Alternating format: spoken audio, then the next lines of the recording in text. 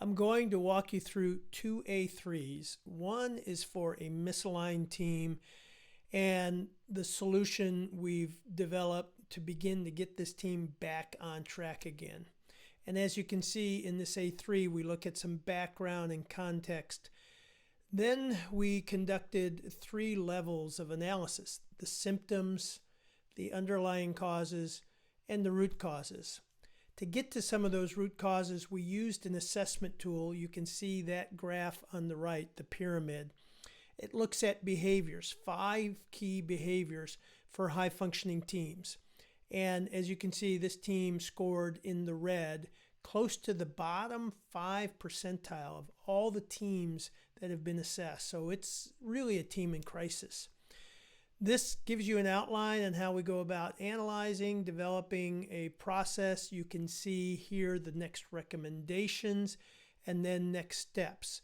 So after we have debriefed and gone through this with the leadership team, the next step now is to develop the meeting cadence. In the do side, there are 7 elements of what we call the what gets done protocols, the 7 things in ensuring whatever good intentions or good plans actually get done. And I'll include a PDF of that in the email to you and also in this video. Now I'm going to move into the next chart, which is a new team. So it is in that what we call romance stage, relatively healthy, great expectations. This is a client that had never gone through a team building exercise, so let's take a look at this A3. Now, as you can see in this A3, this is really the outline of the workshop. On the right-hand side is a second assessment tool we use that's a combination of the CliftonStrengths and CoreClarity. What this allows us to see is how people are wired, what they naturally do best and enjoy most. And then there are 2 kinds of charts or reports we get.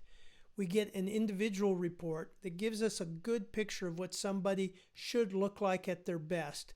And then we get an aggregate of those strengths in a team report so we can see what that concentration looks like on a team. And as you can see, I've summarized on the middle column the strengths, the top strengths, the blind spots, and then some recommendations for the team leaders.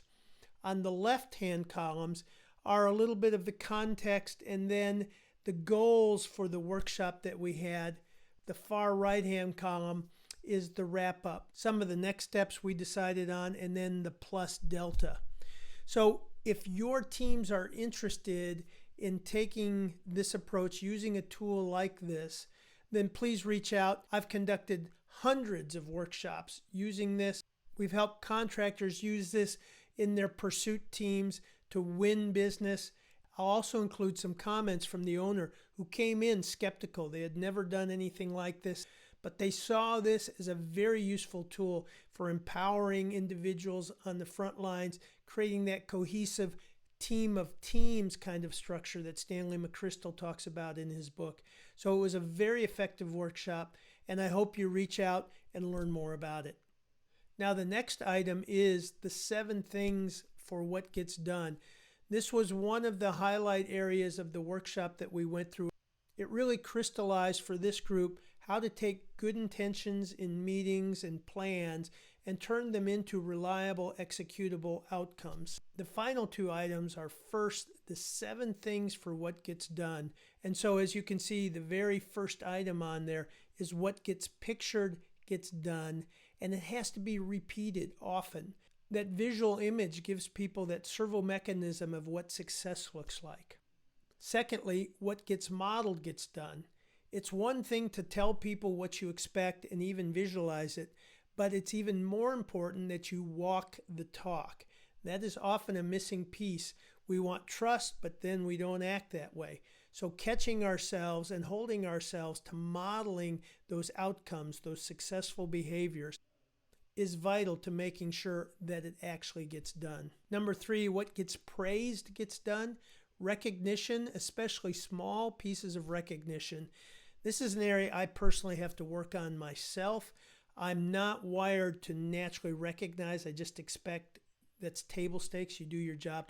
But Research shows that when you give people recognition, not just saying great job, but thank you, that helped me get this done faster. That helped clarify what we're trying to do. Your comment brought a point of view that we weren't considering. Those are the very important small areas of recognition that really propel something getting done. What gets trained gets done. Now, what most people don't realize is that a workshop by itself is just training, but there needs to be practice because knowledge is first, then understanding second, then skill third. Most teams and projects don't go through that process. They get the knowledge, but then, as you know, that knowledge disappears quickly without practice sustaining it, turning it into embedded skills. The next is what gets measured gets done. And for our work, we're looking at behaviors, leading indicators that will lead us to those successful outcomes. Number 6 is what gets financed gets done. I was just on a call today with an individual who was given a task. He estimated over the next month it would take 35 hours to accomplish this research project for their company. He asked his boss, what resources do I have to work with on this? The boss said none. So in addition to his job, he's got this other special project to do. That's a recipe for failure. The last item here is what gets scheduled gets done.